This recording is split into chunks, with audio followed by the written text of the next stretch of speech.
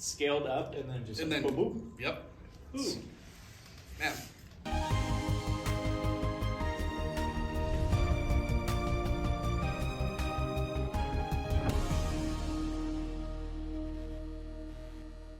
Welcome to Hot Ones. My name's Tommy Groover. This is one of our new teachers this year, Mr. Cunningham, and I'm super excited to have you here. You teach English. Excited to be here. He teaches English. It's your first year. And yeah, welcome to Hot Ones. We got all our wings here, and let's get into it. So we got our first wing right here, but first, before we delve into that, I want to ask you just to give people an idea of who you are. Like, what's your experience been like teaching at NU for your first year, and like how has that been? Yeah, definitely. Really loving it. Enjoying the students and staff. The community is super cool, and really liking the campus, especially now that it's spring. Yeah. Getting to pop outside is really nice. My classroom's convenient for that with the picnic benches there. Super cool. And then coming down from, I was at Truckee High before this. Nice. Super cold, still snow. Spots, so it's nice being outside in warm weather. Yeah. So liking it. Yeah, that's one thing that's great about NU. We have a really nice campus. It's really pretty when the weather's nice, at least. But let's delve into this. Cool. Take our first little bite. This is just buffalo sauce, sweet. Regular.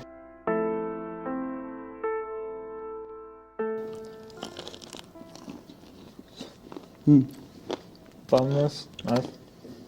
It's good. Super good. I like that. I'm hungry. Now, I'm just going to get into some common little icebreakers. I want to ask you, if you could have any historical figure or famous person be a guest speaker in your class, who would you choose and why? So I just finished reading The Splendid and the Vile. It's about Winston Churchill. And he seems like quite the character. So I've been thinking about him like a bunch lately, and just like what like a serious but silly figure he was. So I think that would be great to hear from him. Super funny. Apparently he took like a lot of baths like throughout the day, and like he was dealing with like a lot of stress at the time. But he has like really great speeches where he's in like super serious scenarios. But he often used humor to kind of navigate like difficult topics like World War II and different things he was dealing with, and dealt with like a lot of defeat and stuff. And so I think it would be great for students to hear from someone like him who was like kind of down and out, and then just kind of hung in there and used humor and wit to navigate difficult situations. So that's been on the mind lately, so I guess I'd go with Winston Churchill. That's a good answer. It's I think it's like something that's valuable for teachers too, is like knowing how to like throw some humor in when things are really serious in the classroom. Yeah, definitely. You know, because we do navigate difficult topics in English, so yeah, that'd be great. I'd probably have to keep them from lighting up a cigar in class, but yeah. Probably. Let's go into the second one right here. This one here? Yeah, just grab yours. Let's go for it. Cheers. Yep, cheers. That one's actually really good. Yeah. Really like this one. What are some of your favorite things to do outside of the classroom? Outside of the class, in the winter, I really enjoy like snowboarding. And year-round, I would say, taking my dogs on hikes and walks, chilling with them. And then in the summer, I really like mountain biking and stuff. Oh, nice. Outside of it. Going with Mr. Dunlap today after school, so shout out to Dunlap. Oh, sweet. That's awesome. And then we need Dunlap on the show. Yeah, definitely. Great. Yeah. And yeah, I like to cook and stuff. Some domestic stuff. I actually garden quite a bit. It's a hobby of mine when I'm not doing other activities. But yeah, snowboarding in the winter, mountain biking in the summer. Nice. What's you said you like to cook? Like what's a dish you like to cook? Yeah, so I have like a Blackstone griddle right now. Nice. So yeah, I go hard in the summer on all that stuff, just griddling. So like a lot of like proteins and stuff, like meat and stuff. And then yeah, I like to experiment. I just learned with lasagna, you don't have to boil the noodles before you layer it. Oh. So it's actually a really fun, easy thing. So I just got into lasagnas. Oh, cool. So I've been making That's a lot of awesome. lasagnas. Yeah. That's dope. Yeah, let's dive into this next wing before the next Yeah, couple totally. questions because I'm down. it's gonna ramp up a little bit here. Sweet. Let's see, it's level 3, Okay. so it might ramp up here a little bit. I remember this Yeah. sauce being good though. Nice. Looks good.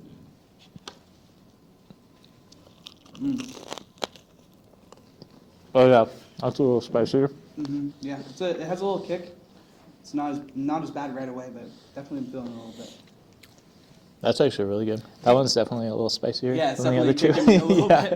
bit. Do you have like do you think being part of Humanities has made it easier to be a new teacher because on a new campus because you go into like a program where there's a bunch of people that you're working with? Like, Yeah, definitely. So that's the main thing, and I know you're kind of interested in maybe pursuing a career in education, and it's all about sort of like, especially when you're newer, like collaboration and learning. Like, you don't have to reinvent the wheel. Yeah. So picking up things from and different schedules. Every school you go to is generally on like a different bell schedule and stuff like that. So pacing and planning is like a huge aspect of teaching, and so it's nice being able to check in with like Homan, Miss Lamelli, and other humanities teachers and collaborate with them. You don't have to do it from scratch and takes out the guesswork. So Yeah. it kind of looks like you know what you're doing, even though it's like your first time stumbling through it. Yeah. So yeah, like maybe a little bit more like guidance too. yeah, totally. Yeah. And it's super fun. I think that's people get into teaching because they like, obviously like interacting with people and stuff like that. And so it's just one more opportunity to interact with more people. For sure. This one is kicking me a lot. I need Yeah. to get some milk. It's good though, so I want to almost try a little piece No, more. Sometimes once it starts to burn, you just got to keep eating the hot thing. it's true. I like that. I like that. Yeah, man.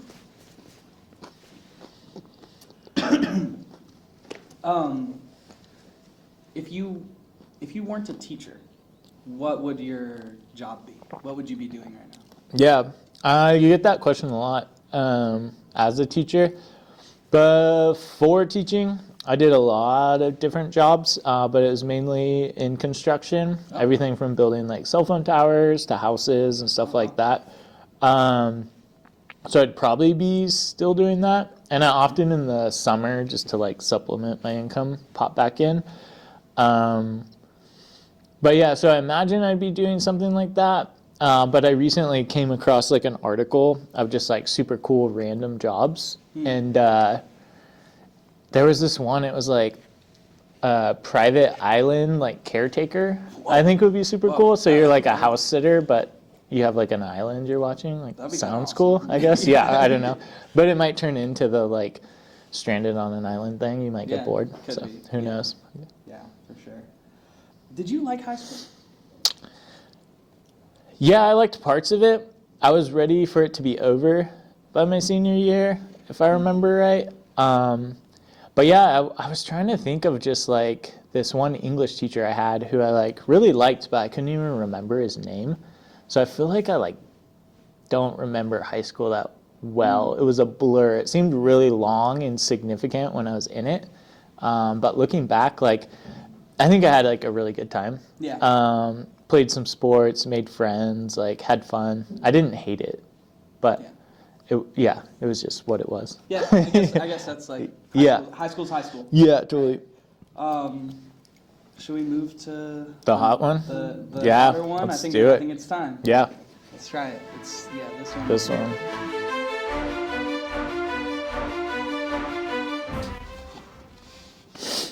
A little nasally, so maybe it'll clear me out. I'm kind of I'm trying to nervous. prepare you real. This is the one? No, This is the gnarly one? This is the gnarly one. Oh, okay. But this one is okay. a little spicier though. But I I'm a remember little less there was scared one now. that was really spicy, but I really liked. Um, So hopefully it's it.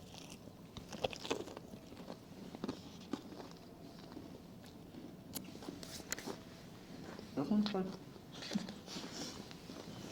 It's good though. It's like sweet. I like that a lot. Definitely. Gotta get this.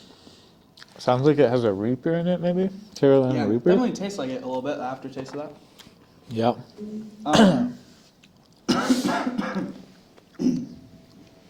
Now, I want to ask you another question.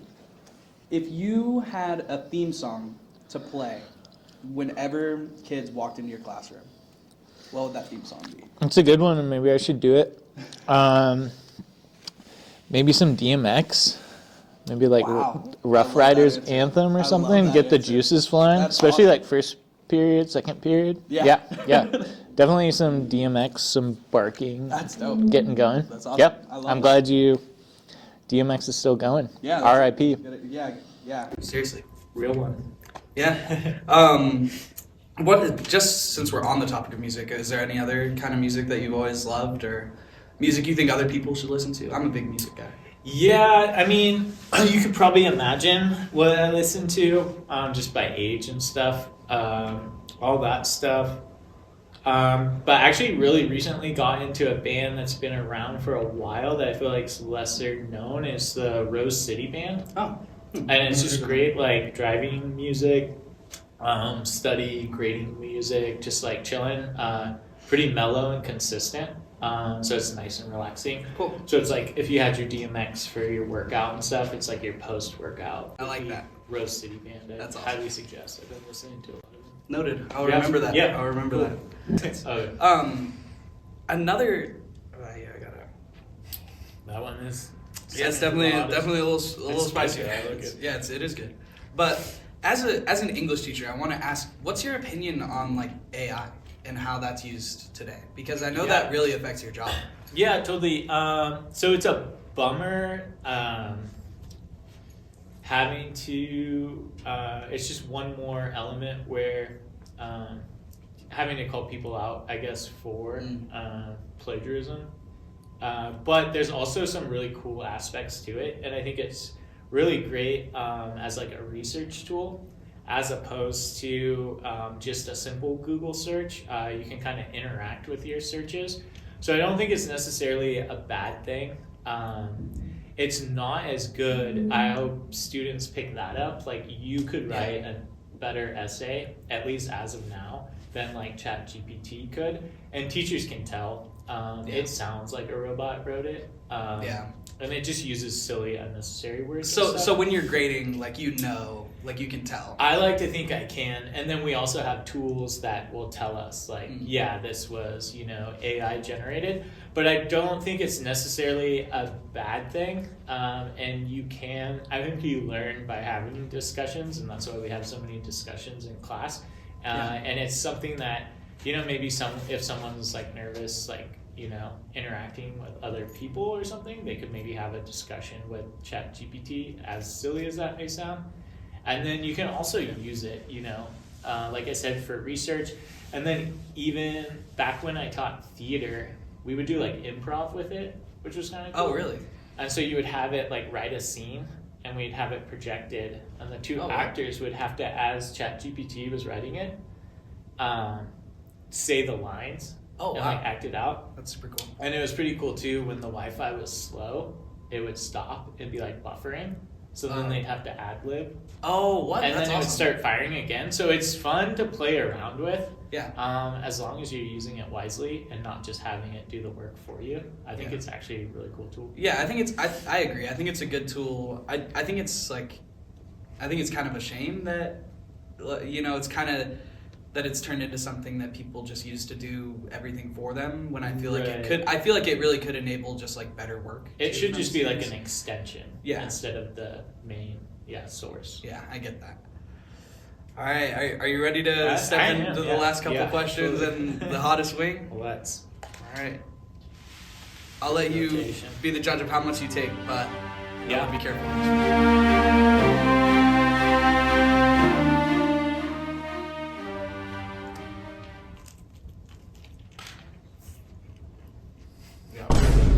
You can tell. Like a little more like It's not like the other ones.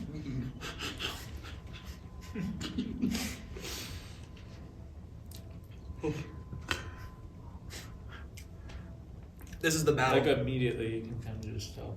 Because you're going to have to now suffer through the last question to try and battle this down. Whew. Whew. That was like scaled up and then just. And then, boom, boom. Yep. Ooh.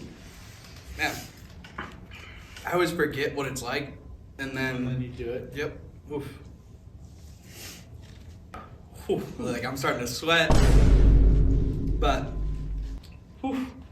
Our last question for you is, if your teaching style was going to be a famous person, like a famous athlete, famous musician, like actor, whatever, what would it be and why? Gosh, yeah. That's a really good question. I would almost like to hear from like students what they would think. But I would like to say something cool, like someone who kind of did it their own way, almost like a Allen Iverson type or something. Ooh, I love that. But I could also see myself being like a J.R. Smith. If you guys know that player, J.R. like Smith, huck yes, and pray. yes. Oh my God, a lot of hucks and prays. oh my God, I remember in the finals in like 2018. Yeah, it was like. It was tied up, and LeBron's calling for the ball. Yes. I need the Okay, ball. yeah. Where's That's the ball? what I'm thinking Yeah, of. and Yeah. J.R. Smith just throws it up and Yeah. completely sells the game. And I think he was like 0 for 6 before that from Yeah. the 3-point line. And so confidence, I think you have to come in with confidence to teaching, like, and know what you're gonna do. And then as the curveballs come and the LeBron James of the world trying to tell you how to do it, you just kind of got to do your own thing. Yeah, J.R. Smith it. throw up some shots. Yeah. I like that. That's a great last answer. But I mean, I think he's golfing now too. yeah, J.R. I Smith is, like, did see really that he's golf. like out there golfing. Yeah, I think he went back to college to get his degree. Oh yeah, Which is kinda I saw cool. that. Yeah. I saw that. Yeah. Yeah, I haven't thought about him in a while. Yeah, and then another one of my favorite rappers I saw is like going to UCLA to school now. Kendrick Lamar is like going and attending classes at UCLA and like, doing like Schoolboy psychology. Q too went back to school. I saw that too. I love Schoolboy Q. Yeah, I love it's it. You know who that is? That's awesome. Black hippies. Yeah. Yeah. What? That's super cool. Yeah. All right. Well, I mean, now that we're at the end of our interview, is there anything you want to say to the audience? Tell them what you're about, what you do. Remind them. Yeah, loving it at NU. Join the Humanities program. Super fun. Tommy can speak to that. Do it. And yeah, come by E16, hanging out there. And yeah, excited to see other teachers do this and stuff. Heck yeah. Yeah. Thanks so much for having being me. with us. Yeah. That was awesome. Sweet. Great. And